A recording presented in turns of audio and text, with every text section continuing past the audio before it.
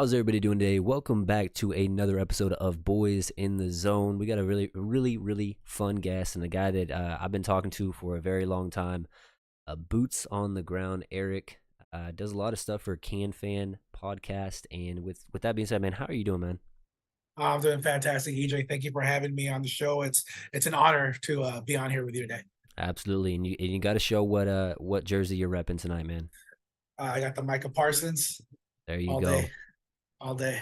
Hey, that's going to be a question later on in the show, but first thing I want to get into is the bye week has just happened.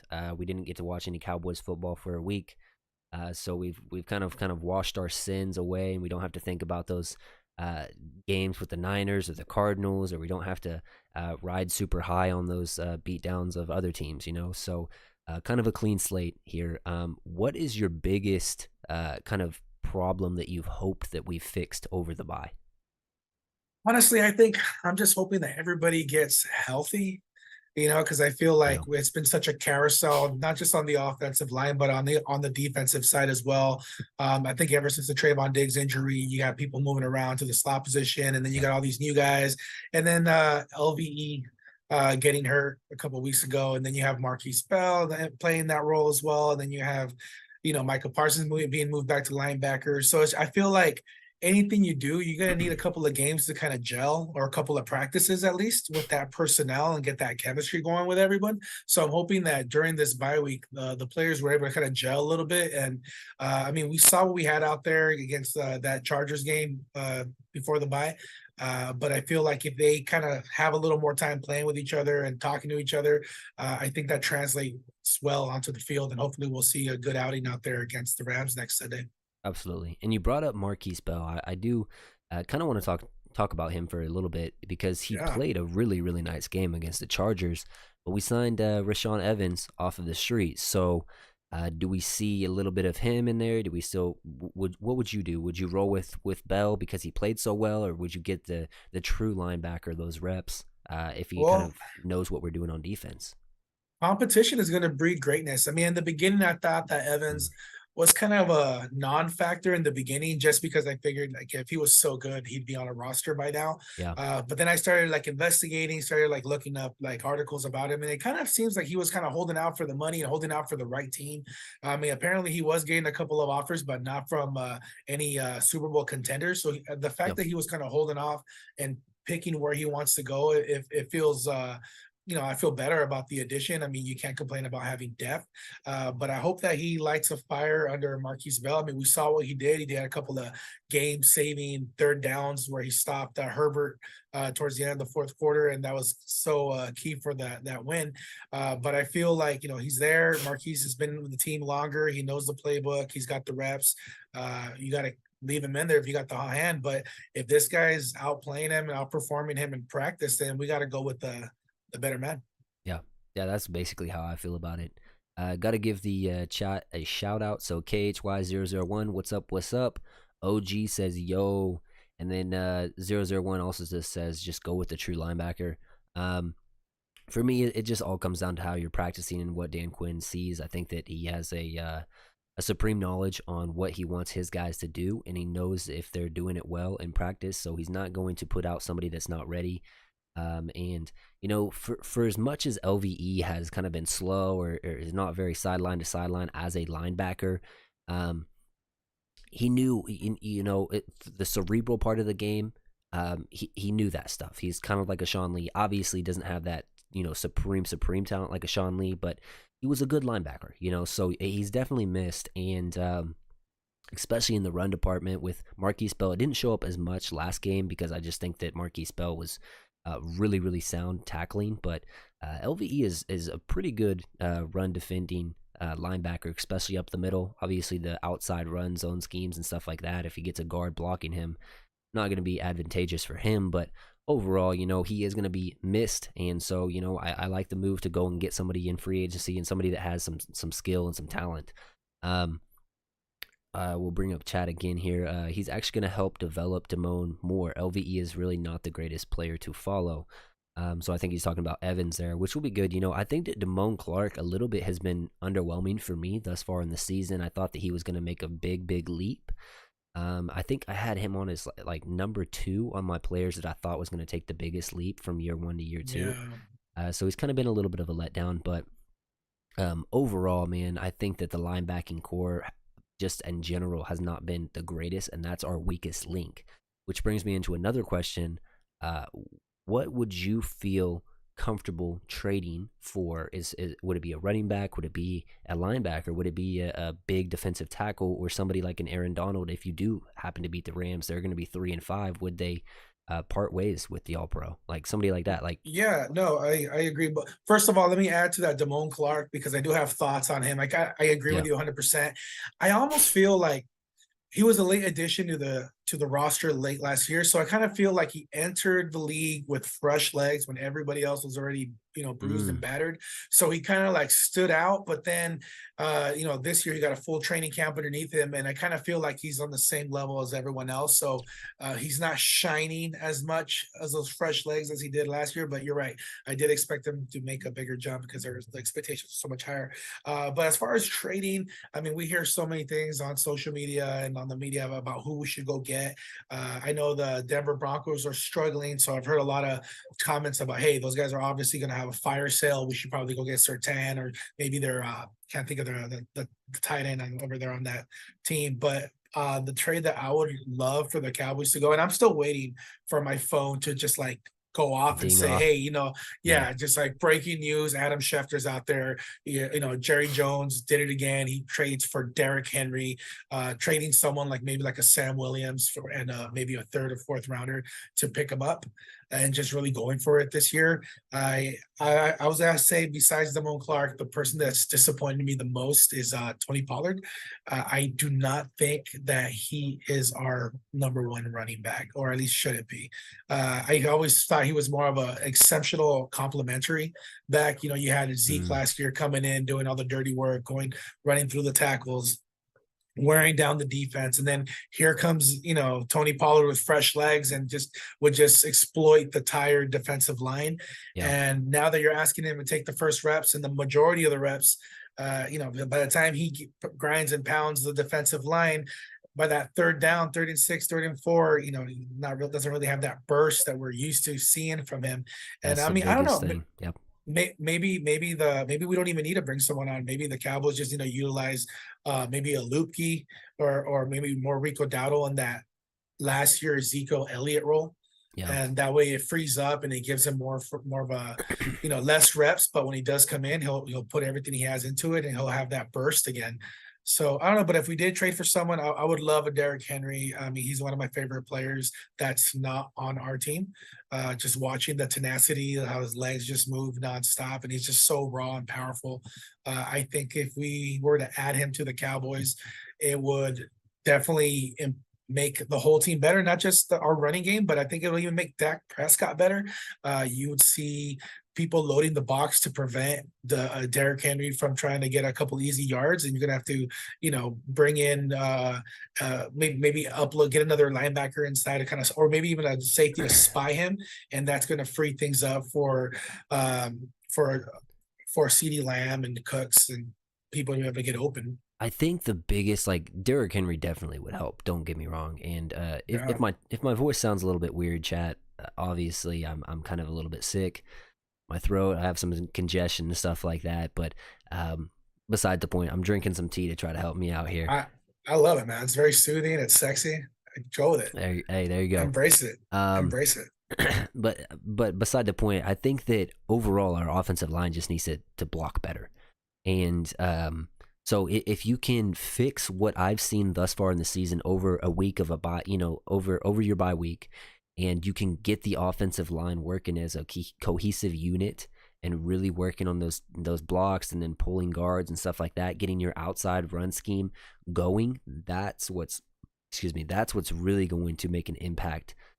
More so than adding a Derrick Henry if you're still blocking in that way. Now, Derrick Henry's very, very good, and he's going to be not only a good goal line back, short yardage, but he's also going to wear down those linebackers, like you mentioned earlier.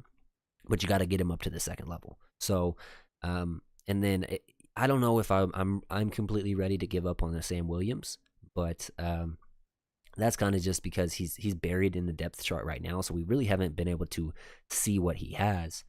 Uh, but overall, if they made that move, it would tell me that hey, this team thinks that they're ready, thinks that they're legit, and thinks that they can go get it. And I, especially with the Niners losing, 2 times in a row now, the NFC is Yes. is is wide open now. Obviously, they have that win over you in the head-to-head matchup, but other than the Eagles, you play the Eagles twice, so you can easily catch up to them. The Niners, you got to just outlast them by one more game. Um, I don't know. I like our chances to getting that number 1 seed, and if you do get that number 1 seed, you're probably going to play a weaker opponent to start in that second divisional round. So, yeah, I like our chances. Let me scroll up here to Oh, the we're in it. chat and just run through some of the stuff they're saying. So Falcon came Chat's going in. He off said too. Bell gets no credit from people. That dude has been out of his mind this year. I absolutely agree. Ultra Cowboys in the house. I like Bell and What's up, Damone Ultra? Clark. Damone played better last week. They are not trading for a linebacker. What happened to Jabril Off the team? Cox or whatever? That's already been answered in the chat. Yeah. So Commanders practice squad. Bro, look how much CMC changed the trajectory for the 49ers. You guys are telling me you won't give up King Henry or give King Henry a try. That's wild. Henry would make the Who- team better, no doubt. Just at what cost? Um, yeah, kind of just reiterating what the chat is saying. For me, I'm draft guy, so I want as many picks as possible. And Ultra Cowboy said that this team isn't close.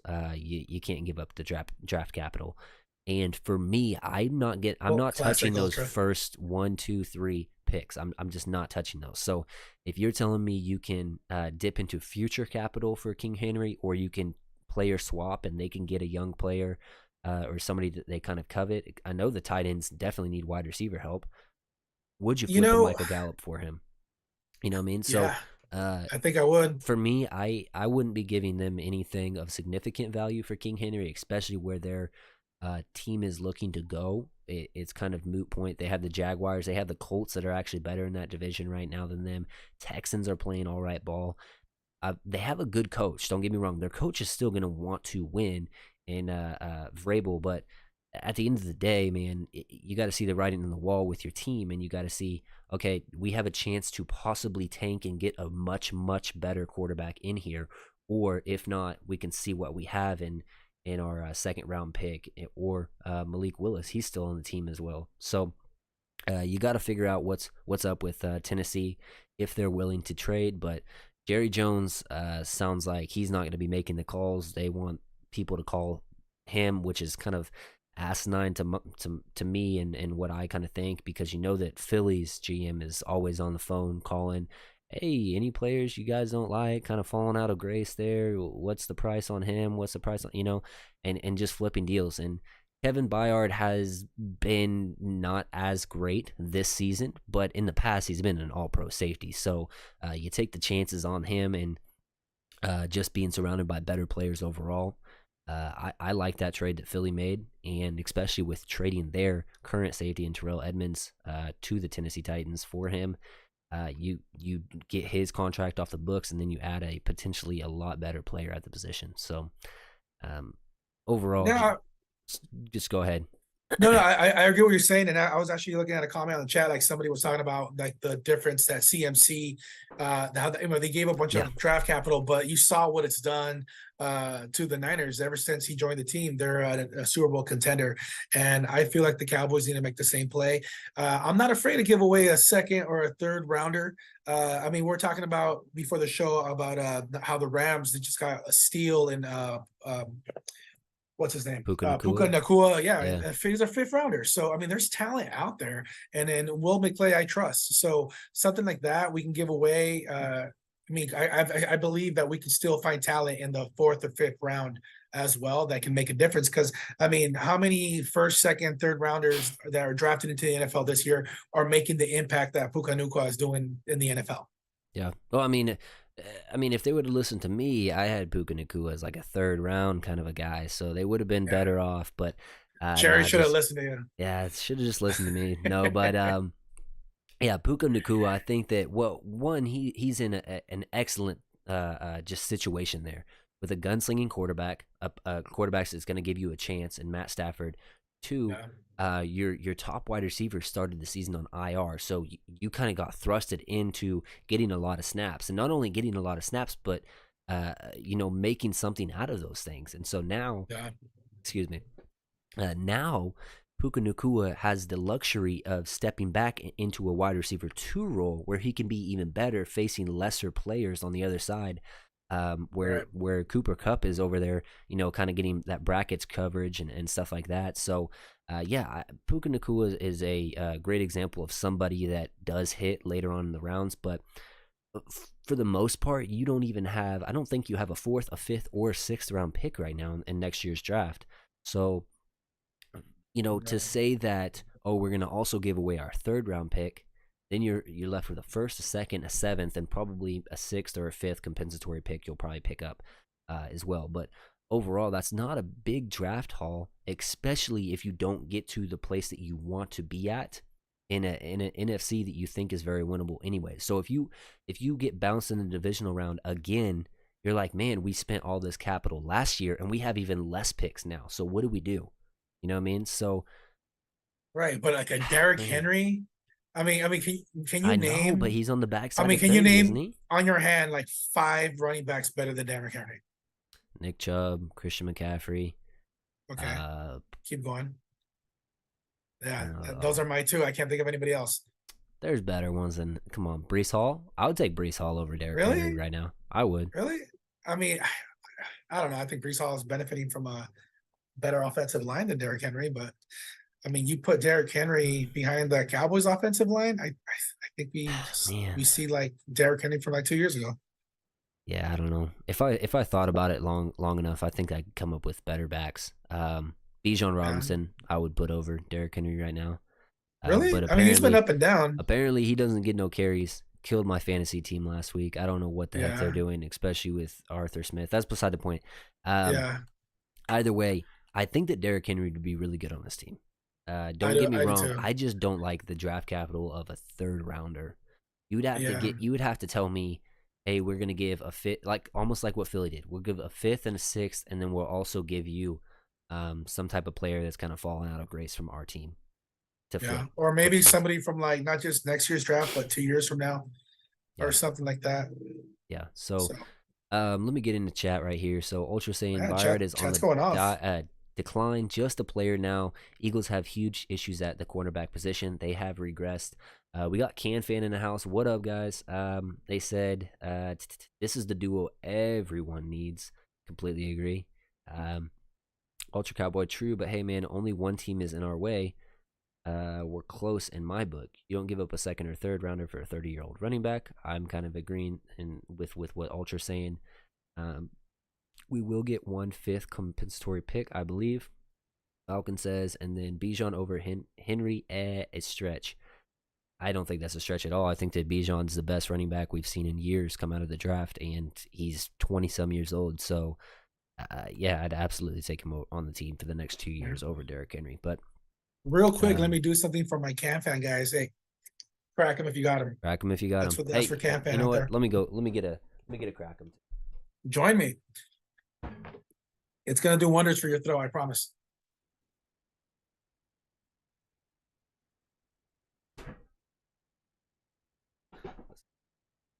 Let's do it. There it is. Oh, that sounded really nice. All right. I'd say Swift, Etienne, McCaffrey, Bijan when they use him correctly. Even the Indiana running back. Indianapolis. Oh, Colts running back. he already said Swift though, Yeah, or not Swift. He's talking about Jonathan Taylor. Taylor. Yeah. Well, he's hurt, isn't he? Sorry, they were both, I think, Wisconsin running backs or something like that. But, anyways, enough with the Henry talk or whatever. My thing is, would you be willing to say, let's go all in after? Because you have 2 weeks before the trade deadline. If you beat the Rams, this is my big trade that I would want to go for. You beat the Rams, that puts them at 3-6. They're already third in their division right now. The likelihood that they can come back from 3-6 start is probably unlikely, to say the least. If they make the playoffs, they're definitely a wild card team, if not the 7th team, which means you're facing the number 2 team. You're probably going to get bounced in the first round of the playoffs. Okay, Right. If that's you as the Rams, would you be willing to trade a player like Aaron Donald to a contender for a possible, luxury pick, first, second? I wouldn't trade a first, but a second, third, you definitely could talk me into for Aaron Donald, because not only do you have a nasty, nasty third and long defense with Tank, Micah, Aaron Donald, Osa Odigizua, but who do you double on that defensive line? You have to I double don't. Aaron Donald from the inside, or you have to I, double Michael Parsons. you think the NFL would even allow that to happen? I mean, Hey, come that's on, like to get Shaq and Kobe. two. Yeah, I mean, you're gonna have Aaron Donald in the same line with Micah Parsons. Like, That'd be pick your poison. nasty. That'd be That so that nasty. I mean, we'd be talking. I mean, another dynasty going on for as long as Aaron Donald till he decides to retire. Yep. But I mean, would we afford it though? I mean, come on, with Micah is probably going to be the highest paid defensive Who player in knows? history once he gets his contract offer. And we can't afford both. Ah, man. I mean, wishful thinking, Trying but to think if there's like a player that we could flip that the Rams would need. They have plenty of wide receivers, so we couldn't get rid of a Gallup or somebody like that. But beside the point, um, man, I would just, if you told me that you got Aaron Donald, I would be like, okay, Cowboys are making the Super Bowl. I don't yeah, care. I don't. I really don't care about Dak or whatever you think about him. If we got that defense, Aaron Donald and Michael Parsons, Tank Lawrence as your third best defensive lineman, that's nasty. And then you talk about a developing guy in Osa Odigizua that gets to learn under an Aaron Donald. Oh my gosh, just I, sign me up. I just, I don't even want to entertain it because I just feel like we're talking fantasy world over here. Like that's Yeah, not going to happen. We have a better chance of just getting Derrick Henry because they're in a situation where they might be willing to deal him. But I can't see the Rams ever even like taking a phone call or even a flyer if somebody calls in and say, "Hey, would you be willing to trade for?" And then just hang up on him right there on the spot. Because why Ultra would you? It's like Cowboy it's says, here's a question. Ultra Cowboy says Jeffrey Simmons, question mark. And I think that Jeffrey Simmons just got the big contract from the Titans. So, um, so why would they let him go? yeah, he's, I don't know, he'd probably be harder to get because I think that Aaron Donald he only has like 2 more years left on his deal. Search that up and let me know what Aaron Donald's deal is because I have honestly no idea. But um, if you could tell me you could get like a Grady Jarrett or a Jeffrey Simmons or Aaron Donald, somebody that's really really good in the trenches, Well, that 2018. solves not only one thing, but with your running and if you get Aaron Donald, that helps run defense and pass defense because he's gonna force the quarterback outside. He's gonna be providing pressure from the middle, which plays into your guys with speed, the Dante Fowler, Sam Williams, Michael Right. Parsons. But not only that, but it better equips you to match up against the Niners, which have had your number. Right. He's played against the Niners how many times in his career? He's in the same That division as would them. You know what I mean? neutralize Christian McCaffrey.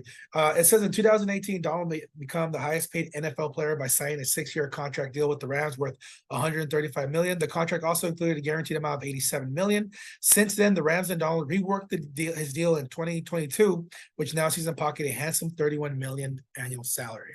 Shoo. So you would have to So almost do like a Brandon Cooks type of a deal where they pay some uh, of the salary and we flip yeah, like a premium draft pick or something like that, and then a future like what do they call that? You know, oh gosh, I'm drawing a blank here. Where it has the potential to be a better pick if he plays so many snaps. What do they call that? oh, they do like the incentive bonus, Exactly, like an or incentive pick. yeah, So like if he does um, so good, then you get this rounder. But if he doesn't, then you give him like a seventh pick or something. yeah. All right, so let's go Yeah. ahead and get out of the hypothetical land and all that stuff. Let's just talk about the Rams and their key players. So on offense, I highlighted Matt Stafford, obviously, Cooper Kupp, Puka Nakua, which is the star rookie wide receiver out of BYU. Tutu Atwell to an extent. Now that they have Cooper Kupp back in the lineup, he isn't really working out of the slot as much. So he's like he could be an impact. He could not. He only Tyler, got 2 targets last week, though. So yeah, I yeah, mean, and so, he had but one one of big them play, was a touchdown. So, one touchdown. Yeah, the one play. um, But Tyler Higbee, he always seems to have like those little like garbage yards against us, where it's like his stats kind of are inflated a little bit because he gains like 40 yards at the end. And then Steve Avila, the guard out of TCU that I had a second round grade on, he's actually played probably the best along their offensive line thus far this season. And those were the offensive guys that I kind of wanted to talk about. And then I'm just going to run through these defensive guys because there's really not that much, which is Kobe Turner out of Wake Forest. He was a defensive tackle I liked as a third rounder. Then you talk about Aaron Donald, of course. How can you not talk about him? And then you talk about Byron Young, who's also a rookie that I had a third round grade on out of Tennessee. Excuse me. Those are, kind of the extent of their defensive players that you kind of feel like you have to pay a little bit of attention to. For me, I think that this is the big game where you utilize the outside run zone blocking schemes. Because if you get to the outside, their corners are not good at tackling in space. And I think that their safeties are, just they're guys. Their linebackers are just guys. So I really like us in the run department to the outside. It has to be to the outside because not only is the outside their weak point, but that's your strength. And Tony Pollard, and Enrico Dowdle, and a Deuce Vaughn if you want to utilize him. But then you talk about just the mismatch as far as your wide receivers have against their corners. I think that one of their corners is a little bit banged up, and then the other one is just like I said, he's a jag, like Steve Smith would say. So I really, really like our offense against their defense. Where I'm a little bit hesitant on is if Matt Stafford has one of those games that, those vintage Stafford games, and he pulls one out of the hat and he gets his Puka Nakuas and his Cooper Cups going. Yeah. Like how do we fare in that type of a matchup? If it's a barn burner kind of a matchup, do you kind of feel good about it or? You know what? I feel good. I know the Cowboys are favored by like 6.5. They're favored to win the game. We're at home. Yeah. The last time we played them at SoFi, and I was there. We put a spanking. I can't remember the final score, but I remember being super happy that we won. I walked out of there because we just boat raced them. But I feel like as far as the Rams players, they probably do have the better wide receivers. I feel like our defense can probably handle it. I mean, you could put someone like a Gilly or a Gilmore, Stephon Gilmore on Cooper Kupp, and then maybe help him with some safety help because Cooper Kupp's going to be a lot faster than him. And then with Deron Bland, the way he's playing against a rookie like Puka Nacua, I think he can hold his own or at least win the majority of those matchups. And you're right. I mean, Stafford can have a big game, but I notice he has those big games when he's not, well, when he gets like good blocking and he has time behind to throw the ball. Most of the time, a lot of quarterbacks when they play against us, like when we played against the Niners or even against the Cardinals, I noticed that the quarterbacks tend to get rid of the ball really, really fast. Like if no one's open the first 1.5 seconds, they're throwing the ball because they know Micah's coming. They know D-Law's on the other side and he's coming too. So I feel like this is going to be one of those games where maybe he won't have enough time to throw the ball. So we're not going to see that, Stafford breakout game that we might be a little concerned about. I also feel like as far as their running game, I mean, I think the last game against the Steelers, what was it? They got like 50 yards offensive running. I want to say, let me double check. Oh, they had like 86. Oh no, that was Steelers. They had rushing yards. They did have 135, but most of that came from, between Royce Freeman and Darrell Henderson. They pretty much had about 66, 61 yards each. But I think they're not going to be able to do that as well against the Cowboys. So I'm hoping that that's going to be the big difference, that the Cowboys with Micah Parsons and with Marquise Bell getting in the second start, we'll be able to kind of contain that running game. And if we contain the running game, we're going to force Matthew Stafford to get rid of the ball a lot faster. And I don't think that plays in his favor. Well, I was just going to bring up overall his stats, which is Matt Stafford, who's gosh, I can't even talk right now, who I am talking about right now. So 7 touchdowns for the season, 6 interceptions thus far. But here's the kind of kicker. He's been dealing with a little bit of a hip injury since the Colts game, which was week 4. Since then, his yards per game have dropped to 226 yards per game on 55% completion percentage. Before that, he was throwing for 307 yards per game on 61%. So that hip injury has kind of taken a toll on him a little bit. Now, if you talk about a team you don't want your quarterback to be a statue against, it's the Cowboys. You know what I mean? We got the pass rushers to get in there, and you're talking about, Steve Avila has been good, but he's going to be facing a guy that we believe has been the breakout player of the season thus far for our team, which is Osa Odigizua. This could be a game that really Mozzie Smith makes an impact. Jonathan Hankins has been very, very good in run support. And then just on the outside, and chat also brought this up, which is Falcon00. So he says D-Law needs to step it up a bit. He's still a monster, but when Micah is doubled or drawing chips, other guys need to step up, period, and they are not. And I agree. D-Law has been very, very good in run support. He's left a Yeah, little bit tackles to for be loss. desired. He's left a little bit to be desired in the actual passing department. Now, is that because he feels like the weight is on his shoulders to be that run stopping guy, so he doesn't want to overextend in the passing department? Could be, but overall, I think that if you talk about a team that gets two premier pass rushers on the edge, getting going and stuff like that, then you can tell your linebackers, listen, not only are the team as the opponent looking for us to get a lot of pressure from the outside, but you have to be weary of these screen plays and the quick hitting plays more so than anybody else on the team. And I think that that's where it falls into, the hybrid safety linebacker role that DQ likes to run. Is a plus, because if you're talking about quick hitting plays and asking your linebackers to cover and stuff like that, the Marquise Bells, the Wanye Thomases, the Damone Clark, stuff like that have the speed, that's where that stuff becomes a positive. Not so much the physical up the middle type of runs and stuff like that. So just trying to marry that front four with the linebackers is what I want to see a little bit more of since the bye week. Guys, if you guys are in chat right now, please do it. Leave us a little bit of questions just for us to answer real quick as well.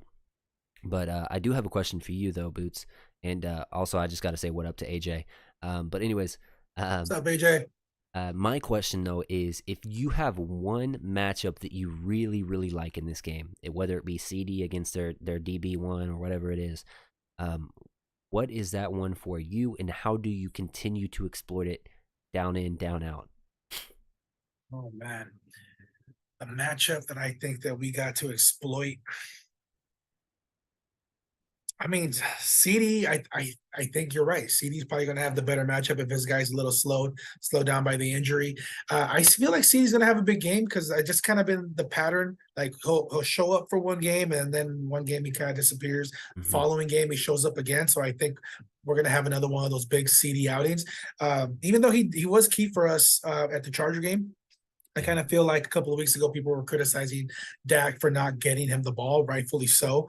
And I feel like if we force the ball to him, I mean, he's a playmaker. You got to give him the ball. He wears that number 88 for a reason. Yeah. So I think the offense at the end of the day is going to go through him. So if we establish a couple of quick passes to him, even I remember last year, sometimes they would even hand him the ball and he would just, come back by in a sweep and pick it up. And I just kind of felt like I got the juices flowing for him. And he was just so productive and they just moved the ball. But besides that, I mean, I think Dak using his legs again against that defensive line, like last week against the Chargers, he got that touchdown and just actually run. I don't remember him running since before like Dak pre-foot injury. He was kind of more of a mobile quarterback back then, and then he just kind of stayed in the pocket for the most part. And I think that was lacking in our offense. And I think it was just a necessity where he just, they had a couple of plays where they're like, all right, Dak, let's test that leg out. Let's maybe Jerry probably told him, hey man, I'm paying you all this money, sit back there and don't take a hit. But we gotta do what we gotta do. We got a great defense. We got all these weapons around him, so we got to be able to utilize them. My matchup to exploit on this Rams defense for our offense would be just Dak in general, and you kind of alluded to that a little bit, but I'm gonna go all the way. I'm just gonna put myself on the table right here. I think Dak right now, the only problem that I see is there's drop balls from the tight ends a lot, and then they're not really passing over the middle. We saw a little bit of a change from that this past week with the Chargers, and then Dak just holding onto the ball a little bit too long. When you have a guy like Aaron Donald who gives you pressure up the middle, obviously that's gonna force you not to step up and roll out to your pocket. When Dak is rolling and throwing on the run, I think that's when he's his best. And so you have that ability to know, okay, the pocket's collapsing. I'm going to roll out. I'm going to extend, because you don't have to worry about their other guys on the edge. Yes, Byron Young has played all right, but he's still a rookie. At the end of the day, your guys should be able to beat him. You're asking Dak to roll out to one side and find somebody where he can kind of extend. This is the game to extend for Dak. And with their corners, with their safeties, their linebackers, I think he can really, really exploit their secondary and have a very big game, probably his best of the season. I hope With so. that being said, though, it falls on the tight ends, the wide receivers to catch the ball when it's thrown and when it's on the money, even if it's a little bit behind. That's one thing I love about CD.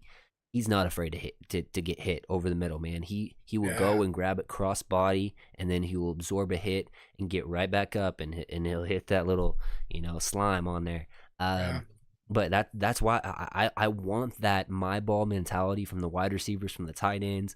I want that toughness, that grittiness to get hit and then come back, line up the next down across from that guy that just laid that hit on you, and say, you're not good enough to beat me. I'm going to do this again and again and again, all the way down the field until we score a touchdown. So, And uh, well, one of the things that I want to see this game for sure is I want to see Mike McCarthy mix things up.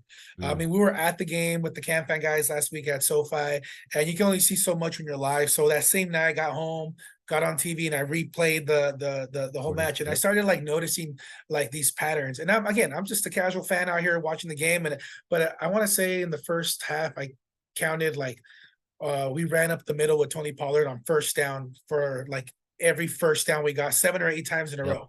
Like if it's first down, Tony Pollard up the middle, Tony Pollard up the middle. And it was just so predictable. So if I can see that pattern, I mean, there's all these pros and experts that are seeing that and they're like, okay, it's first down for the Cowboys. You know what they're gonna do? They're gonna try to run up the middle with Tony Pollard. And so it's just kind of those things. It's like, come on, mix things up a little bit. I thought Kellen Moore was gone. We got vanilla pudding now there. So let's go ahead and let's mix things up. Like you said, let's exploit the edges. Let's try to get around. Tony Pollard is known for his speed, not for bursting through the tackles. So, yeah, get some plays where you have them, maybe even some screen passes on the sides and where just let him run. Give him yeah. the ball and tell him to run. Yeah, you make a good point, and you brought this up earlier in the show, but Tony Pollard is more of that lightning to the thunder and that change of pace back. So Right. when you're using him in a less advantageous way for his skill set and just running him up the middle, it does nothing for your offense. It doesn't scare the defense. It doesn't make them feel like, oh God, that's Tony Pollard getting on the edge. Oh, I got to contain this edge, because you're just running him up the middle. Like, you've got to use him to the best of his ability. And that's what the Sean McVays, that's what the Kyle Shanahans do. They take their players and they put them in the best possible situations to succeed. With that being said, we saw a little bit of that last game with moving CD in the formation and in motions and stuff like that, and Yeah. especially in that very first quarter. And then we kind of faded away from that a little bit, because I think that they felt like, oh, we have this game in hand. They haven't really been able to do anything. Let's just kind of milk some clock. And then the muff punt situation happened, and then we're tied up Oh my again. You know what I gosh. mean? So uh, you cannot get complacent in this league. You have to No. understand, like, obviously, as a head coach calling the plays, you want to marry, oh, I want to put as many points on the board as I can with, let's also kill this clock and slow this game down a little bit, and marry those two. But you can't let this outweigh this. They have to be in perfect harmony, where you're still trying to lay it on the defense, but you're also utilizing the run and draining that clock and just allowing your defense to have a breather. And once you get that whole machine rolling, it's going to be hard to stop later on in the Yeah, playoffs. you're absolutely right. And Absolutely so right. that's one thing I want to see us get cleaned up from the bye week. That's like my biggest thing, is this offense, less predictability and just more motion, more creativity, stuff like that. It's just it's so simple from the outside looking in, but it doesn't seem like they want to do it. I don't know why. Well, silver lining, I think last game proved that the Cowboys are getting a little better compared to the previous loss that we did against the Niners, obviously. But that game that we just won by 3 points, it shouldn't have been as close as it was. I mean, besides that muff punt, I mean, we Hmm. had Michael Gallup drop a touchdown pass. You had Turpin, I think, drop another touchdown pass. So in the end, I think we should have won by 14 minimum. that game, and they Yeah. would have changed the whole outcome, and Well, maybe even our whole outlook. I like for me, I obviously want to just like boat race every single team we're up Oh yeah, who against. You know what I doesn't? mean? But at the end of the Why day, not? it was kind of nice to see us win a close game in convincing fashion. Like, Yeah, yes, it was a close game, but I never thought we were gonna lose. And I don't know how you felt about it, but I just felt like we were in the control. We were in the driver's seat the entire game, minus that very first possession for the Chargers.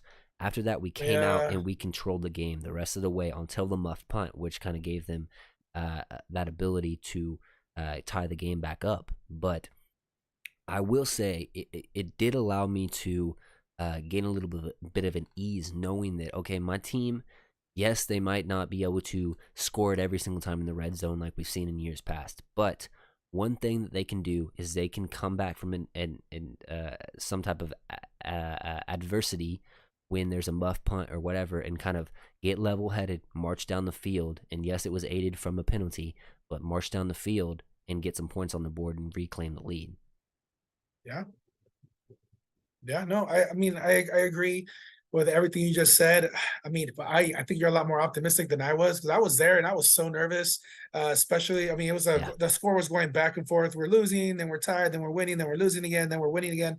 And then I mean, we gave the ball back to Justin Herbert with like a minute and a half or 2 minutes left, and they were gonna drive down. And if it wasn't for that Micah Parsons sack followed by the Gilmore interception, I mean, I don't know if I had the faith, or I could easily. I don't want to lie to you and be like, oh yeah, no, the game's in the bag. We got this. I was legit nervous, and I was like quiet, and I'm just like, I didn't know what was going to happen. But I'm so glad at the end that we got the W. Yeah. All right, so I think that OG's been in the chat the entire night, probably waiting for me to answer his question, kind of a thing that he proposed to me on Twitter, which is I put out the question: is there any player, or what did I say? I said like Cowboys Nation, what player, if any, has been the most underwhelming or disappointing thus far in the season? And he came back and he said Micah Parsons, and I said elaborate, and he kind of just brought up that in comparison to his counterparts, which would be the Myles Garrett's, the T.J. Watts, the Nick Bosa's, etc. He hasn't had the same impact as those guys, and he's basically just said that he would be better suited with his size, and he does have short arms. That's been kind of said ad nauseum now, but that he'd be more suited to the linebacker position and being utilized in a situational pass rush a role. And for me, I think that Micah's extremely good as a pass rusher. Leave him at a pass rusher as a pass rusher role, but if you want to drop him in coverage, sometimes that's completely okay. They do that with T.J. Watt, etc. But I do think, and this is my question proposed to you: do you think that he has dropped out of the defensive player of the year kind of conversation? And for me, he has. Not because he's not getting sacks, but for me, I just see like a Myles Garrett, I think has just been better, plain and simple. I think he's made more of an impact in turnovers, has more sacks, better pass rush win rate, I think, right now. So he's just been better. And I don't know that that's me being a Micah hater or anything like that. I just think that he has to No, step it up because he is it's like one of those things, like he is facing like double teams and he's getting chipped by running backs or chipped by tight ends off the line and stuff like that. Like that's completely truthful. But at the same time, is the other premier pass rushers have to deal with that too. The Myles Garrett's of the world have to deal with that yeah, too. And if you want to be the best, you have to go out there and be a dog every single down. And for me, sometimes I think that Micah has that linebacker mindset a little bit, where it's like he hasn't dealt with that prior, because Myles Garrett, he's always been a edge rusher. he's a So dog. he knows Yeah, he knows how that feels to be tripled, doubled, chipped, play in and play out. Now Micah, he's just learning this stuff. He doesn't realize like, dang, this kind of sucks because I feel like a non-factor. I'm not helping my team, and then that self-doubt of not helping my team gets fed into his mind, like, oh man. And I'm glad that he did break through in that Chargers game and get that ending sack that forced them to the third and long, which forced the interception. I think for his mental strength moving forward, that's very, very good for him. But for me, just on the sidelines and stuff like that, just the little nuances of the game that I see him kind of pouting a little bit. And it's not really, I don't Yeah, know if it's pouting like, man, I should have more sacks right now. They're holding me versus I'm not making an impact and I want to. Like, that's yeah. completely okay to feel like that. I just wish that he would just be like, man, I'm not making an impact, but next time I get into the on the field, I'm going 100%. I don't care. I'm doing this. I'm doing that. And that's where I think that he needs to mature to an extent. So, do you kind of feel the same way? Is he kind of dropped You out of the know, that I'm gonna conversation? I'm gonna risk. I mean, I see your point. I see where you're going at that. I'm gonna respectfully disagree. I do feel like Miles Garrett is Oh, on a I'm gonna have historic. to kick you off my show. I'm sorry. He's on a historical, like they're an amazing defense. They're the best defense in football right now and probably in a long time. So he's got a better supporting cast than Micah Parsons does. You're right. He does need to mature. I think AJ mentioned on the chat that he needs to mature and grow, and I think he's absolutely right. I was actually talking to the guys last week, and I was asking. I'll ask you the same question. How do you feel about Micah having his own little podcast, like on Mondays, where he comes out and just I feel like he just vents to the world Until his he gets on problems. my podcast, I don't like it. Yeah, well, I feel like Yeah. like as a player, he needs to focus on football. He shouldn't I be think, venting and crying. He should well, be watching film. real quick. I think that it's fine after a game or whatever, and you guys just won, or it's like a very close defeat, and you talk about like the insights of the game. That's it's just kind of opening a book for the casual fan to kind of see what you have to deal with during the game and what's on the sidelines and stuff like that. But as Right. far as like the distaste I had in my mouth after that ass whooping that the Niners gave the Cowboys, and him coming on and giving excuses all like, "Oh man, you messed up now. We're going to get you." Like, bro, you should have already been like that. You should have already Yeah. had that hunger in your heart, knowing that this team has smacked you silly, not once, not twice, but now 3 times, and now it's different. No, it should have already been different. Right. No, and I understand. I mean, a lot of people think that he's digressed because he doesn't have the sexy stats, which are the sacks. Yeah. But if I'm not mistaken, I mean, there's a stat out there that shows that he's on the top, what, 3 or 4 in like quarterback pressures, Yep. despite being double teamed almost every single time. And so that itself, he does have an impact on the defense. It's just that any good coach, what they do is they double team him, they push him off to the side, and they run a draw. They run right at him because they got 2 guys that are pushing off to the side, and then he like over pursues the quarterback, and then they wait for him to get through because he's so fast. So they just use his own speed against him, and they just blow right past him. So if anything, actually speaks more to how disappointing. I mean, I know Osa Odigizua has had a couple of great games, but Hankins hasn't really shown up in games like he did last year on the offensive, on the defensive line, and even Demarcus Lawrence, he's not getting those sacks either, because I would think that Micah would have had that effect, that we would probably have Demarcus Lawrence lead the team in sacks because everyone's worried about Micah, that it would free him up for that. So if anything, Mm-hmm. I'm more disappointed in how the lost season has, or how he hasn't capitalized on Micah's presence on the opposite side. Yeah. It's weird because like for me, I don't know about you and how you watch the broadcast, but I'm always just glued on Micah because he is such a fit to the person that's trying to block him. Like he's just wins off of just pure talent, raw athletic ability and stuff like that. And he has added some technique to his game, and his push and pull techniques and his rips and his swim moves and stuff like that. Sparingly uses spin moves and whatnot, but um you flip it just like a football fan, like you can really tell Micah's right here on like true savvy and understanding of how to beat an offensive tackle, and Miles Garrett is like way over here. Not only is Miles Garrett just more physically intimidating and opposing, and maybe not as fast, but man, that guy technique wise and just understanding of what to use and how your leverage Yeah, is he's a dog. built. I mean, he's just a monster. And so with time, and take this with a grain of salt. For me, I'm not hating on Micah. He's only been, the chat said he's only been a pass rusher for 2.5 years. That's absolutely correct. And yes, he had some time in high school and stuff like that, but with actual professional coaching, he's only been a pass rusher for 2.5 years. And so he's Right. still going to hone in on these things. And right now, like he's a double digit sack guy right now off of just pure athletic ability, Right. which is But crazy. You know? I think just the weight and the expectations that we put on him as just fans and the media, drawing the Lawrence Taylor comparisons. So I think he sees his own stats and he's just like, hey, I should be doing better. I should be leading. Yeah. I should be defensive player of the year. But right now, Miles Garrett is probably in talks for that right now and not him. So I don't know. I mean, Yeah. he is young. Hopefully they'll turn it around. We have a lot of football left. You never know what's going to happen. A lot of times, these teams can go on a big run, and like the Cowboys had a couple of great games, and then we lost a couple, and now we're doing okay. Or you like the Niners, like they went really really good, and then they lost 2 in a row, where their defense really wasn't doing as much. So, I mean, there's a lot of football left, and hopefully, they can figure it out. And hopefully we'll see a big blowout, and we'll see a couple of Micah sacks, and then everything that we talked about right now will just be like, see, we told you, he can do it. We believed in him. Absolutely. I mean, Michael yeah, Parsons. like you're saying, it only takes like another multi-sack game, and he's up to like 7 sacks on the season, and he's looking like, Yeah. oh, he's right back in that conversation. And yeah, I agree with what the chat is saying and what you're saying with Micah. I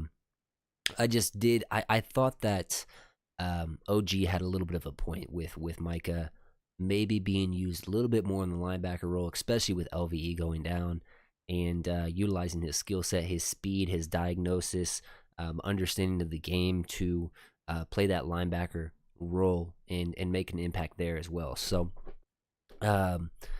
next question though is, and I already alluded to this earlier, was our offense having to mismatch against their defense, but I said, like, okay, is Stafford on the cusp of having a big game against us?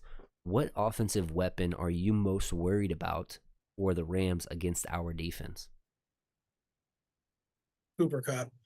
Yeah, I mean that's a big Cooper one. Cup. Yeah. Yeah, I mean, I want to say, and while he was injured, Nakua was getting all the targets. I think he was averaging like 8, 10 targets per game. Mm-hmm. But then as soon as Cooper Cup came back, Stafford's like, hey, that's my guy. So then he was getting 7, 8 targets, and the Puka Nakua dropped like 50%. But if you look at the stat lines, they're pretty much the only 2 wide receivers getting the ball. There's probably about 4 or 5 other wide receivers on that squad, but they all got 1 target, maybe 2 targets, and maybe 1 catch out of that. But you can almost bet like if the ball's in the air, it's going to go to Cup or Nakua, one of the others. So Yeah. I think Cooper Cup, he's going to win the majority of those matches. I want to say when we played against the Chargers, what was that guy? That was the Chargers wide receiver, big guy. Forgot his name. Keenan Allen or Keenan Allen just was unstoppable, yeah. and he had over 100 yards against our defense. And I think Cooper Cup's going to do the same thing. But if we can, stop their running game and stop Nakua from getting the complimentary yardage, and maybe stop him from getting a touchdown, let Cooper Cup get 1 or 2 touchdowns on us. Who cares? Like let him score 20 points on us. As long as we score 27, I'm happy. Yeah. For me, I think that they are fearful of our pass rush, so that means that they're probably going to have to keep a tight end in line to help chip, and or keep their running back there to help in pass pro, which means that you're going to be able to cover with your linebackers and your safeties, allow them to double/bracket cover a Cooper Cup. And if you limit Cooper Cup and you limit Puka Nakua on the other side, and then their only weapon is like a Tyler Higbee, I don't feel like I'm like, okay, yeah, whatever, Tyler Higbee can go for another 100 yards or whatever that he usually goes against us for in a touchdown or whatever. I think we're gonna win the game. So I just overall, Stafford's probably gonna give us the ball at least once. Whether it be him not escaping out of the pocket due to the hip injury and it's a sack fumble, or it's an interception because he's trying to force stuff late in the game or something like that. I feel like he's going to give us at least one. I think that really it all comes down to keeping stuff in front of you as a defense and being sound and tackling in your run fits, not overextending in the pass game, because Sean McVay knows how to beat an aggressive passing game is to dial up the quick hitting screen plays, the quick slants and stuff like that, get his playmakers in space. So he's a very knowledgeable offensive coordinator / head coach, and he's going to get his players in the best possible situations to succeed. I think that the biggest player I'm going to be watching is Deron Bland, because I'm not putting Stephon Gilmore on Cooper Not so Cup, bland. Yeah. because Gilmore has lost a step, and yes, he's still savvy and he knows, you know, route techniques, and knows, oh, if he's outside the numbers here, this is probably the routes he's going to run, stuff like that. He knows that stuff, but right now I trust Deron Bland more, and that maybe that's kind of recency bias by me, but I just think that he's been very, very, very good in the absence of Trayvon Diggs.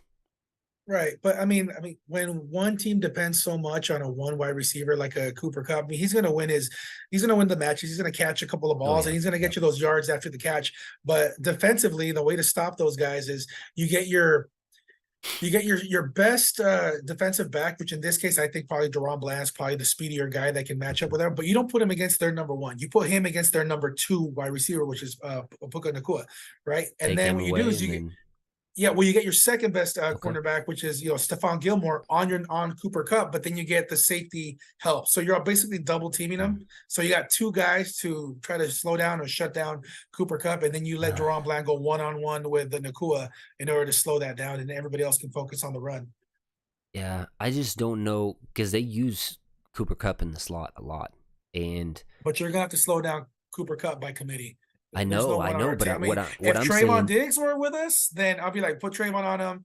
He's gonna be the Cooper Cup stopper, and well, we what got I'm him. saying But though is that, for me, the reason why I would put Bland on him or Jordan Lewis or somebody like that is when they use him in the slot, they're going to be using quick hitter plays, which is a one cut gone, or they're going to be using like little rub routes, stuff like that. And Gilmore, I just don't like, if he gets bumped by another player and then loses an extra step, he's not going to be able to catch Cooper Cup. Are you kidding me?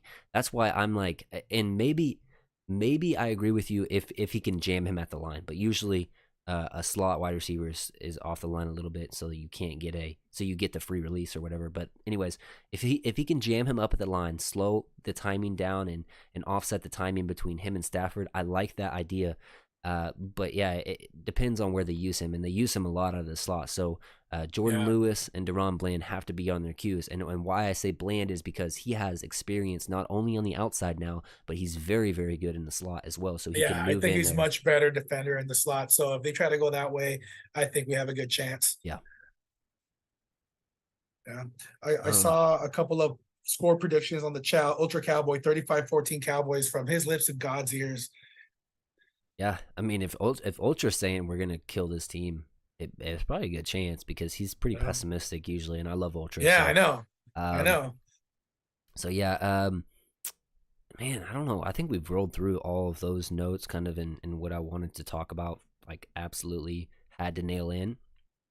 Um, I think that, man, over the bye week, I think that playing the Rams, and they haven't really looked very good the past few weeks at our house, I think those all play into, oh, this could be, this could kind of get out of hand pretty quick. And maybe that's just me being overly optimistic or whatever you want to chuck it up to. But I think Dak has a favorable matchup. I think CD has a favorable matchup. I think Tony Pollard, if you use him right, has a favorable matchup.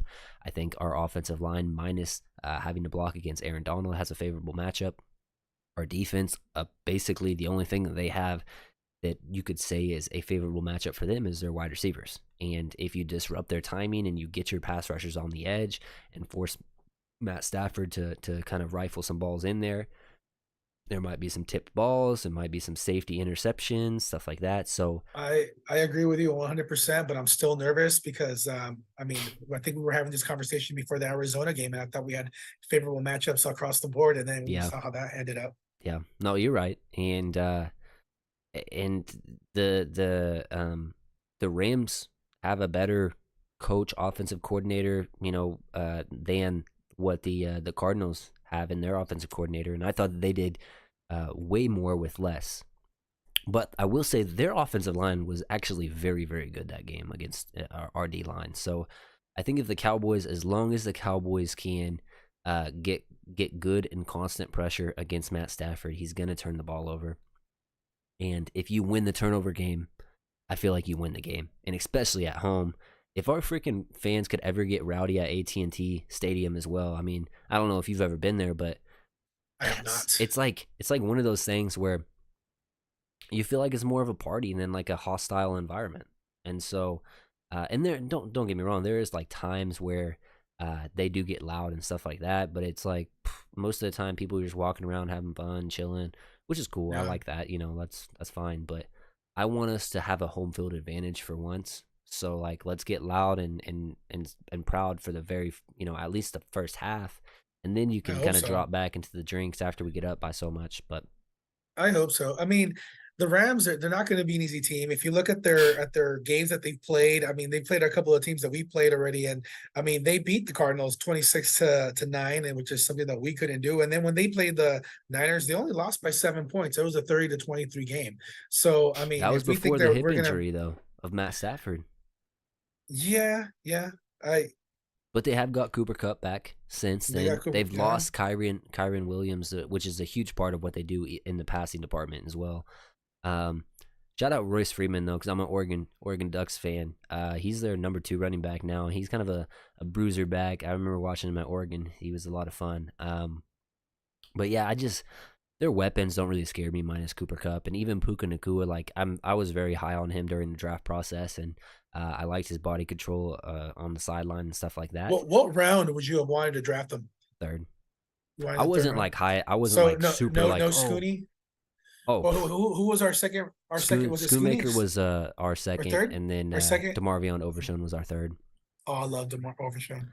So I love yeah, I would Overshown. have. Yeah, I was like whenever we rolled through the fourth round, or they took him in the fifth round actually. Whenever his name came off in the fifth round, I was like, he was still available. Like, what were we doing? Like he was. I really liked him. He reminds me of like a lot of like if you took a Michael Gallup's body control and marrying his upper half and his lower half, and then merged that with like a Debo Samuel, like can absorb hits and he's powerful to Okay, tackle and he's kind of like running back esque, take snaps out of the backfield and stuff like that. That that would have like been those exciting. two married, like that's what I feel like a Puka Nakua was, and I really liked him, but um, hindsight's 2020, anyways, But um, either way, I wasn't a big fan of our draft. Overall, I didn't want to kind of pout on the Can Fan show or whatever whenever we were drafting those guys. I was like, I don't Oh know, yeah. but I mean, I'm sorry. I'm reading some of these chats, and AJ sent you a message that's just killing me over here. oh god, AJ, That I'll jam that you was up on the direct. line. That was directed at you. Again on me. Okay, okay, AJ. Um, yeah, go ahead and read some chats though, real quick, Eric. Yeah, no problem. So let me go back to we're talking about Ultra Cowboy Cooper Cup runs a 4.6240. Gilmore can cover him. Well, I mean, He we'll plays see. faster than that. Yeah, I think he really does. KHY001, Jay Lewis, the guy to worry about. He's the mouse in the house. Falcon 00, Gallup is second in targets on the Cowboys and fourth on receptions. Need to cut that. All right. Oof, Deron Bland is oof. having a Pro Bowl season. Cowboys found CB number 2. Yeah, I do love me some Deron Bland. So good point Yeah. by Ultra on that one. Of course, AJ being AJ. KHY00, no offside penalties, please. This team kills me with the dumb penalties. Yeah, we do have a lot of dumb penalties, but I think that we're is the it most just penalized me? team. We really are. But I mean, like, did you watch the Monday Night Football game yesterday? Yeah. Like, and I feel like even the Sunday Night Football game, there's so many like bad calls. Like, what was that? Mm-hmm. That pass interference at the end there, where the guy just grabbed his face mask, and then the official was like 5 feet away, and he missed that, Yeah, that was and on it was Cedric just Wilson. yeah, yeah. So it was one of those things where I'm just like, what's going on? And I want to say the same thing happened on Sunday Night Football as well with the Eagles and the Dolphins game. And so I don't know, I just think the officiating's been a little weird. Yeah, But either I way, agree. we gotta bring it down. Yeah, I think that you have to be mindful as Mike McCarthy going into the game who the officiating unit is, because if you draw one of those flag happy, units, you have to tell your guys, listen, we're not jumping off sides. Look down the line at the damn ball. Stop getting offside penalties for just being stupid and not looking at that. Yeah. Quit with the what's the other big one that we're dealing with right now? False starts, stuff like that. False Like starts. just that's like simple stuff that pushes us back, gets us behind the chains. And then when you Yeah. have a coach like Mike McCarthy that's already getting you behind the chains anyways by running it on first and second down, and then you're in third and long, it definitely doesn't help when you're getting false starts. So Well, that game against the Chargers last week, I just felt like anytime the Cowboys got anything going, that there here comes the flag, and it mm, just happened every single time. I mean, I wish I would have worn a sweater that game because I didn't know it was going to rain flags inside well, the SoFi. that one didn't like that game didn't bother me as much because at least they were staying consistent between both teams. You know what I mean? The Eagles versus Dolphins kind of a thing. Like golly, that was I think the Eagles had 0 flags on them, and the Dolphins had Yeah, like you're 12. you're you're absolutely correct. So You're that was yeah, that was one sided. I mean, yeah, I 12 think men in even the in huddle by KHY 001. Yeah, he said the 12 men you have to burn a timeout for that, and then it happened another time, and you got flagged the first time I think. Then you had to burn the timeout. So yeah, just stupid yeah. stuff. You know? And there was another one right before that too, where like I think one of the defenders from Miami, they said he was offsides, or he lined up outside, Yeah. and I saw the replay, and they even drew like a little line, and I'm like, well, he's not I offsides. think it Like, was what's like going his on there? hands or something, but it Well, beside the I point. think it was his hand was behind the line, but his helmet was a little bit forward or something. But even on the angle that they showed it, I even then, like I feel like as soon as the ball gets snapped, they throw the flag and they call that right away. And I just felt like Yeah. that flag took another second or two to come out, like just a little late. Mm. So I don't know. That's it. Officiating's been weird this Yeah. year. I I'm not ever the person that likes to blame officiating, but when when one team has 12 and the other team has 0, Yeah. I mean, you know what I mean, like when especially with like I think like Mike McDaniel went on Twitter and like came with a bunch of plays and like called them out. So he's probably going to get fined like Right. $50,000 for that or something, but But I want to say even the most disciplined teams average about 3 to 4 penalties per game. yeah. So for them to come out and just have absolutely zero penalties when the other team gets 12 flags, that's Yeah. just something's going on there. Yeah. One of the last things I wanted to talk about was just the NFC race in general. You have the Niners dropping 2 games in a row. Obviously, they beat you head to head. Then the Eagles 1 game ahead of you, but you still play them twice, and you play them Nice. not this week but next. Um, where are you kind of like feeling the Cowboys are at? Or you still feel like they're kind of number 3 in this kind of We're race, we're or definitely still number 3. I mean, we're still in it to win it, and we're still in it. More importantly, I think if we would have lost against the Chargers, I'd be really worried right now. The only thing that concerns me now is that they're going to see this game as a trap game, just because we got the Rams, so what? But we got the Eagles the week afterwards, so maybe the Cowboys are looking a little too mm, far ahead, because it just has everything that would make or would consider how you define a trap game. So I just kind of worried about that. But I do feel as far as the race goes, the Niners, I mean, we lost, but we saw what happens when they don't have Christian McCaffrey in the game. If they don't have Debo Samuel, I think he was out of that game too. Then he got injured. yeah, And I think Brock Purdy's, I think he's a little overrated. He's definitely a system quarterback. And if he can't get rid of the ball in 1.5 seconds, then not much that he can do. I mean, he's not a game different. He's not Patrick Mahomes or anything like that type of caliber of a quarterback. So I think they are beatable. And I think if Christian McCaffrey can stay healthy and Debo Samuel can stay healthy, then those guys are going to be a yeah, force to be reckoned with. But if they're not there, I don't think they have enough to it takes to hold on to that Super Bowl contending position. As far as the Eagles are concerned, yeah, they've won all these games and everything, but like they look beatable to me. I mean, Hurts doesn't look like he's playing as well as he did last year, and I feel like the playbook is out there. The blueprints are there for us to be able to go in there and beat them. I think we have the personnel that we can stuff and stop. We might not be able to stop that brotherly push or whatever they call it. The little oh, play that they do when brotherly they shove, yeah, brotherly shove or whatever they want to or call it. tush push, whatever, yeah, Yeah, touch. But I hate the Eagles. I really do.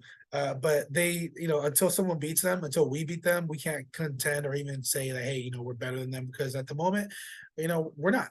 We're not. But there's a lot of football left. We got to play them at least 2 more times.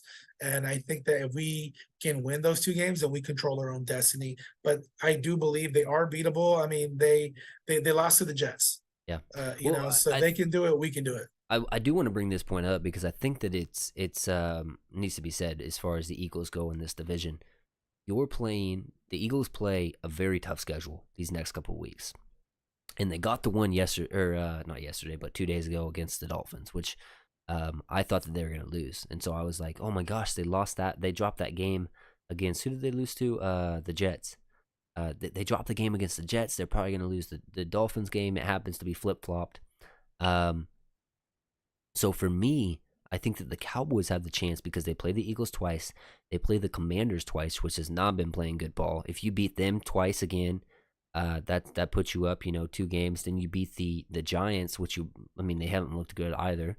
That's another 3 wins on your trajectory. If you can beat the Rams, that's 4 wins. Then you're at what? That'd be 8-2. Obviously, you don't Yeah, play them in that order or whatnot, but you're at 8 wins. That puts you up. That puts you, squared in away with those top 3 teams. The Niners, and I said this before. I was saying this like week 2. I was like, man, the Niners are a good team, but they play a very, very, very difficult stretch in the middle of the season. I didn't see them losing to the Browns without Deshaun Watson like that. But they did. Minnesota hadn't looked good, but they lost them. They played the Bengals next, which hasn't looked good, but they're a more than capable team of winning. Then they have their actual tough stretch, which I think they can drop some more games. So, yeah, the Cowboys. I think that really, if you're talking about getting the number 1 seed, if you can beat the Eagles twice, I think that that's right. written. Your name is written in the number 1 seed. If you can beat the Eagles twice, that's very hard. That's an if, but Right. you know, Well, I mean, we can't really. Well, I've never been one of those guys that like I look at the power ratings, their power rankings every yeah, single week, and they're like, oh, they're number 1, they're number 2, because I think a lot of that has to do a lot of factors in their schedule. Like for example, people always rank the Miami Dolphins as oh, they're gonna be at the Super Bowl, they're gonna be top 2, top 3 teams in the league. But then like I saw this stat where it showed like their past 5 wins that they had. Who did they beat? Well, they beat the Chargers, who are 2-3. They beat the Patriots, who were 1-5 at the time. They beat the Broncos, who are 1-5. They beat the Giants, who are 1-5. Before I'm not talking about before this win that they had, yeah, or the loss that they lost, and then they played the Panthers, who are 0-6. So they've basically had the easiest schedule in the NFL. yeah. So now that they're starting to play better teams, now that things are starting to average out or balance out again. So it is what it is. I still think that I the would Cowboys just got feel to worry about the Niners and worry about the Eagles, and then everything else will take care of itself.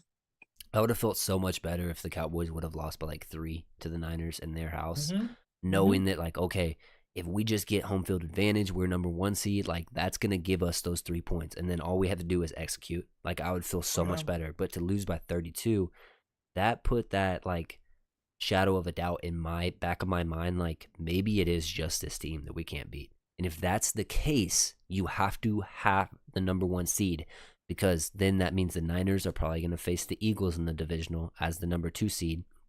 Because if you're getting the number 1 seed, the Eagles are probably number 5, which allows one of those heavyweights that you're probably going to have to match up against to be knocked out. Then if you get to the NFC Championship game, you have to exercise some demons, beat one of those teams, but you're Yeah. one step closer to that Super Bowl. So I Yeah, think but the number 1 seed ideally, is you got to get it. yeah, we got to have it because I think we'd have a really good chance of even beating the Niners, because I think if they have to go through the Eagles, whoever comes out on top is going to come out so bruised and battered that we'll have a better chance of beating them after they kill each other. Yeah. And Ultra saying just the Eagles lost to the Jets without their starting 2 cornerbacks. Yep. And I I think that in opponents, like common opponents and stuff like that, the Eagles have played the Patriots, the Cardinals, and or have they faced the Cardinals yet? I feel like they had.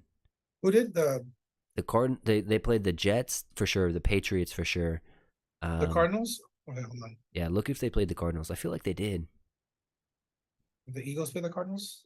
They're going to for sure. I know that, but I don't know if they have yet or not. But Okay, Philly. Well, they just lost they just beat the Eagles. They lost to the Jets. They played the Rams. They played the Commanders. They played the Buccaneers. They played the the Vikings, and they Rams is played who the it was. Patriots. Okay, so Yeah. so we're facing the third opponent that we have faced, that they will have faced. So if we can beat the Rams, we beat the Jets, and we beat the Patriots, those are 3 games with a common opponent. If we beat all 3 of them, and the Eagles, that game with the Rams wasn't completely out of the question until towards the end of that game. They lost to the Jets, and they played a very, very close one against the Patriots in opening week. So if those are your litmus games, like, okay, we've hung with these teams, which the Eagles kind of struggled with, or we've beat these teams in emphatic fashion, which they have against the Patriots and Well, the Jets, that's got to Well, bode well for your confidence going into the Eagles game. I also think, I mean, yeah, we do got those 2 games left against the Eagles, but I think the Eagles, like, their tough part of the schedule is about to start. Yeah, I mean, they're gonna play the Commanders, who are 3-4, but the Commanders, I mean, they're in division rivals too, and the Commanders always play the Eagles tough, hard every and that's single at their time. house too this time. Yeah, yeah, they're playing that, and then they gotta go. Then they host the Cowboys, and then they gotta go to Kansas City and play the Chiefs. Yep. Then they host the Bills, and then they host the Niners. So before they gotta go to AT&T and play the Cowboys, and then then Seahawks, Giants, Cardinals, and I then mean, Giants again. realistically, you could see 4 losses in that stretch. Oh yeah, absolutely. I'm counting the Chiefs game with Patrick Mahomes against that secondary. I don't care. That's a L for them. Oh yeah, So, for sure. unless they just have some crazy game plan to slow him down, or Travis Kelce isn't playing or something like that, but that's one L I would count. I think Buffalo, if they get the good version of Josh Allen, they They can get beat Diggs them. going. They Yeah, can they get beat them. Stephon Diggs going. Yeah, absolutely. The Niners, I feel like, man, the Niners hate the Eagles. Their players absolutely despise that team. So they can play well against them. The Cowboys, I feel really confident saying that the Cowboys will at least split with the Eagles. If you tell me that they win 2 games, I'm telling you that the Cowboys win the division. So, yeah, I just think that the like 2 weeks ago when we got stomped on Sunday Night Football against the Niners, I didn't have this positive an outlook on the NFC race. But now that the Niners have dropped 2 games and the Eagles have lost one to the Jets, which we dominated, I feel a lot better about it. So, I mean, I feel good about this weekend. I feel great that they don't really have a kicker. We don't even know what's his name or who's gonna, who. Do we even know? Have they even announced who their I kicker's gonna be for the Rams? let me see. Like, who's on their roster? Oh, good. This is gonna throw all your stuff off, man. It's all right though. All right, Lucas Harviska or Haravisk. I don't know how that's even said, but that's their They don't even know that guy kicker in now. his own house. So yeah, Brett Maher got released by them, right? Yeah. Okay, so yeah, so they have a new kicker as well for the Rams, so that might play a factor as well. Overall though, let's end the show with in chat. You guys also do this as well. Let's do a score prediction, and then a player of the game, and then a bold prediction as well. So for me, I'll start us off. I am going to go 31 to 20 Cowboys. And I'm going to say my bold prediction is Micah goes off for 2.5 sacks and a forced fumble. And my player of the game, obviously Micah would be player of the game if that happened, but separate from Micah, I'm going to go with Dak Prescott, first 300-yard game of the season, and a 3-touchdown game for him. Okay. I see that. I think I'm gonna go 27-14. I'm gonna say Cooper Kupp gets 2 touchdowns, passing or receiving, and that's how they get their 14. I think they get a couple, maybe 1 or 2 field goal opportunities, and they miss. And then the Cowboys are gonna do 3 touchdowns and 2 field goals, because Aubrey's gonna get, like a basic 30-yarder, and then he's gonna get like a 50-yarder as well. So he's gonna get those 6 points, and the 3 touchdowns are gonna come. I think Tony Pollard finally gets in. He gets another touchdown. CeeDee Lamb gets a touchdown, and then I'm hoping that the 3rd touchdown is gonna come in from Jerome Bland getting a pick 6. Ooh, I need that. I need that for my soul, man. Yeah, me too. So we got chat rolling in here. KHY001 says 28-17 boys. Dak throws for 3 touchdowns over 300 yards. We got Falcon saying 27-10 Dallas. Like that. And we'll let some more of this stuff roll through. If you have a bold prediction, also drop that, guys. And it was a pleasure having you on. First time I think first time we've ever been on anything together, like live. Yeah. I mean, we've obviously chatted it up in the Can Fan chat and stuff like that, and hung out and with that. And then you've sent me training camp videos and stuff like that, and I'm still kind of do that. Absolutely. But yeah, it was just cool talking to you. Yeah, Getting on the next step though. We got to plan a game. We got to go to it together.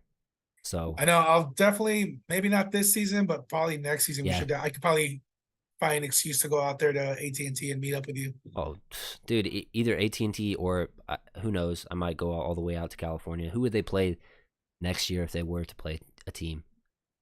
Well, I mean, there's so We many out played the here. I Chargers. mean, We're playing the Rams. Rams. We got the Niners out here close, and even the Raiders Niners. are like a 3-hour flight from me here in Vegas. Okay. So yeah, Vegas might be fun. I think Vegas probably would be the next one because we played them 2 years ago. I think so. I think they would be the next. So they on the rotation. But last time we played them there, so I almost feel like if we play the Raiders, they'll probably be at AT&T. That's true. That's true. So but you maybe never know. AT&T is the move. But let me roll through here with the other chats. 24-17 game-ending interception from Gilmore. POG is Dak with solid performance. So player of the game is Dak with a solid performance. 27-10, that's from Anth from Cowboys Can Fan. Falcon says Eagles or 49ers lost this week is my bold prediction. LOL generic AF. Hey, I'll take that. I'll take another loss from one of those teams. But yeah, it's a pleasure to have you on, guys, or Eric, and guys in the chat. If you have not already, please do leave a like and hit the subscribe button if you're not already. Just helps me grow my channel, helps get more guests in here and guests that also do content creating and stuff like that as well. Maybe we can eventually pull one of these, bigger guys like a Law Nation or somebody like that. But I just enjoy doing this regardless if it's myself alone or with a good friend like Eric or Anth from Cowboys Can Fan or anybody like that wants to get on here, man. It's such a joy just talking Cowboys ball and just continuing to watch this team grow and get better each and every single week. With that said, OG did drop his score prediction to 28-13 Cowboys. Micah has 2 sacks and a tipped pick to set up Dak for the dagger. Ooh, I like that. Micah's first career pick. Too. That'd be fun. Hey guys. Exciting. Oh gosh, that was probably not good for the ears. Appreciate you guys tuning in, and Boots, give yourself a call out real quick. Well, boots in the ground. A lot of you guys know me out from Cowboys Can Fan. I work with those guys a lot. Anthony, AJ, Adam, love you guys. Shout out. I know you guys are in the chat. And I'll try to send more videos whenever I can. Anything you need. You want me on the show, call me. I got you. Sweet. Hey, thanks, guys. We'll catch you next week on Tuesday. Bye. Yeah. Forget what you got, none of it matters until you don't work from the top. I'm talking non-stop, squad. They've been down with me for years, and none of them asking for squad. Fight, out of the gutter, don't stutter, I'm taking my shots. Pop, block, out the noise, some others, my brothers and me, we going off. Bippity pop, talking that ish, I'ma empty my clip, my Google go pop. There goes another, I'm jumping for cover, then I'm taking off, we not getting caught. Tired of violence, but you pushing buttons, it's something that's ticking me off. Soft, say it again, gonna regret it, I'm talking beheaded, your body's gonna rot. If you do not know me, don't comment on my life. Don't comment on my daughter, don't comment on my wife. Me, I'm just a father, gotta hustle in the night. Ski mask with a 45.